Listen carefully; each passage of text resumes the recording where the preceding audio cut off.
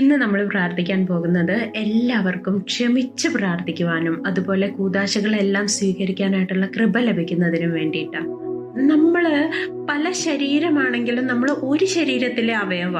അതുകൊണ്ട് തന്നെ നമ്മൾ ചുറ്റും നമ്മുടെ അടുത്തുള്ള ഒരു പക്ഷെ നമ്മൾ അറിയുന്നവരാവാം, നമ്മൾ അറിയാത്തവരാവാം, നമ്മുടെ പ്രാർത്ഥന ആവശ്യമുള്ളവരാവാം. അവരില് ഈ ദൈവകൃപ നിറയാൻ എന്താണോ തടസ്സമായി നിൽക്കുന്നത്, ഒരു പക്ഷെ അവർ ക്ഷമിക്കപ്പെടാത്ത അവസ്ഥയാണെങ്കിൽ, ഒരു പക്ഷെ കൂദാശ സ്വീകരിക്കാനായിട്ട് അവർക്ക് കഴിയാത്തത് ഈ അവസ്ഥ തന്നെയായിരിക്കാം. അവർ കടന്നു പോകുന്ന രോഗം എന്ന് പറയുന്നത്, അവർ കടന്നു പോകുന്ന ഓരോ അവർക്കൊരു വിടുതൽ കിട്ടണം എന്നുണ്ടെങ്കിൽ നമ്മുടെ പ്രാർത്ഥന കൂടിയേ തീരൂ. അതുകൊണ്ട് നമുക്ക് ഇന്നത്തെ ദിവസം നമുക്ക് അവർക്ക് വേണ്ടി പ്രാർത്ഥിക്കാം. ക്ഷമിക്കാനുള്ള കൃപ അവരിൽ നിറയാനായിട്ട്.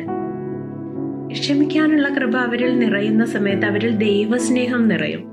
ഈ ദൈവസ്നേഹം നിറഞ്ഞു കഴിയുമ്പോൾ പിന്നെ അവർക്ക് ക്ഷമിക്കാതിരിക്കാൻ കഴിയില്ല, അവർക്ക് സ്നേഹിക്കാതിരിക്കാൻ കഴിയില്ല. അതുകൊണ്ട് തന്നെ നമുക്ക് പ്രാർത്ഥിക്കാം, ഇപ്പൊ പ്രാർത്ഥിക്കാം. എല്ലാവർക്കും ദൈവസ്നേഹം നിറയാനായിട്ട്, അവരിൽ ക്ഷമ നിറയാനായിട്ട് പ്രാർത്ഥിക്കാം. നമുക്ക് ഒരുമിച്ച് പ്രാർത്ഥിക്കാം.